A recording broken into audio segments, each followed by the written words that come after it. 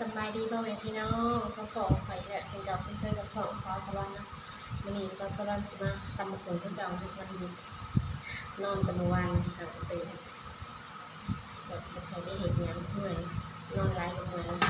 หิวเข่าเลยตื่นมาตำมะขุ่นแซ่บตำมะขุ่นมันก็แซ่บของ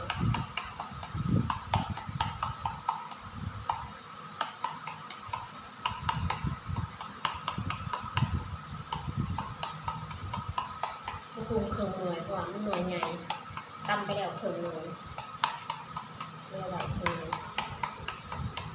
ก็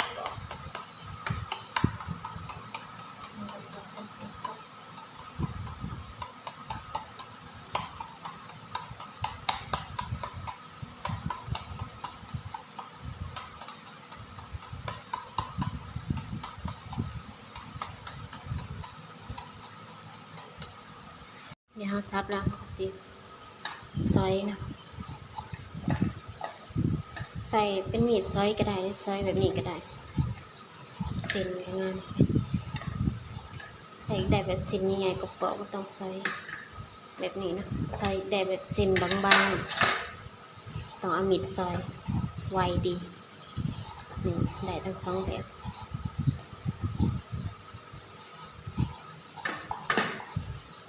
เอามีดทรงคมเห็ดมันนั่น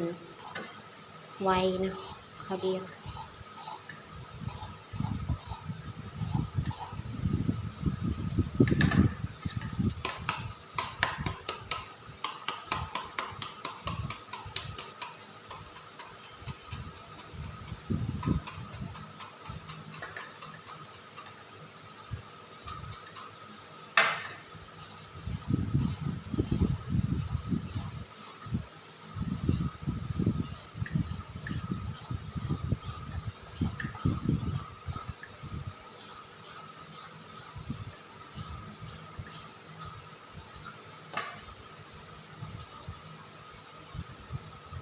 ส่วนอันนี้จะเป็นพักกินกับนะจะมีดอกผักหอมแล้วก็กระหล่ำผักกาดหอมเลยผักกาดแก้วผักกาดหอมเลยมะกรีนมะนาวมะกระหล่ำพริกอันซุดเขาใส่3 อัน3 หน่วยที่เหลือจะเป็นพริกแห้งเราจะไปลวกแล้วก็มากินกับตำมะฮุงแซ่บล้างก่อนนี่เครื่องตำเขาเต็มแล้วเรียบร้อยเนาะมีพริกกระเทียมแล้วก็มะนาวมะกรีนหอมเปย์ปุ่นแล้วก็หมูยอเนาะเส้นมะขุ่นแล้วก็ในกระทินเนาะแมวก็สิตำกันเลยแมวมาเตรียมตำกันเลยใส่พริกกระเทียมลงไปจะใส่ผงนัวลงก่อนนะเวลาตำจะได้พวกกระเด็น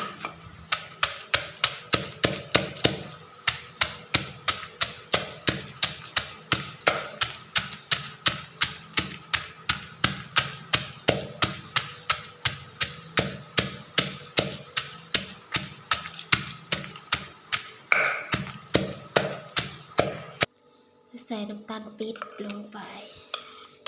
เราจะมาปรุงกันหน่อยนะน้ำพริกแล้วแต่คนมักดื้อมักสมมักหวานแล้วก็จะออกหวานๆนัวๆเลยเผ็ดๆหวานๆนัวๆสุดๆตามด้วยน้ำมะขามเปียก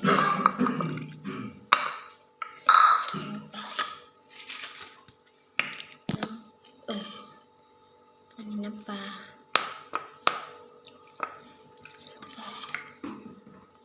ตามด้วยน้ำปลา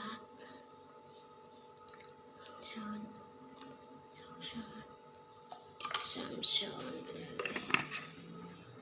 ตามด้วยผักลิ้นมีบักนาวลงไปจุกๆ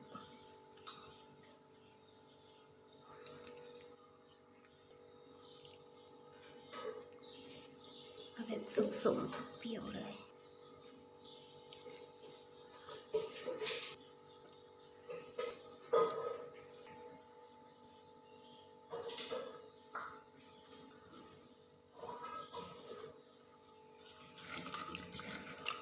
เนี่ย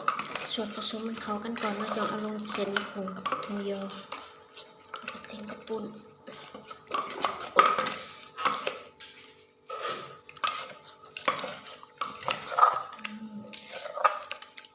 กินสุด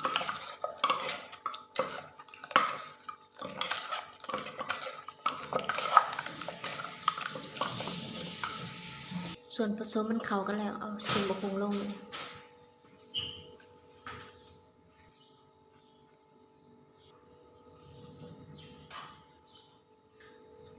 ตามด้วยหมูยอ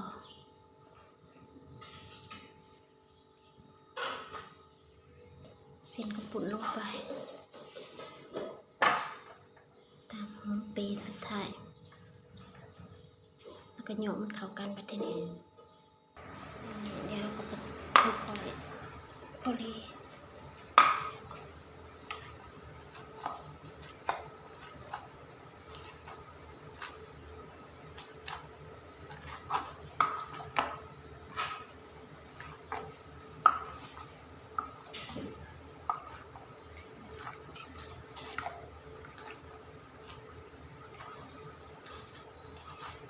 ส่วนมันรสชาติทำปรุงเรียบร้อยแบบพอดีเลยเนาะต้องปรุงเพิ่มเลยเปรี้ยวหวานกำลังดี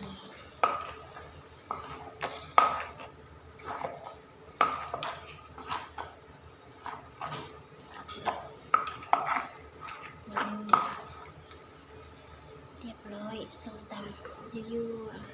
ๆอันนี้หมูยอที่เหลือเนาะเราบริใส่ของกันจนเบิดเนาะเต็มโขกแล้วถ้าใส่เบิร์นตำมาได้ก็ได้แบ่งไว้ทีลงจ้านี่ว้าวน่ากินสุดๆเดี๋ยวมากินกันแซ่บๆแบบนี้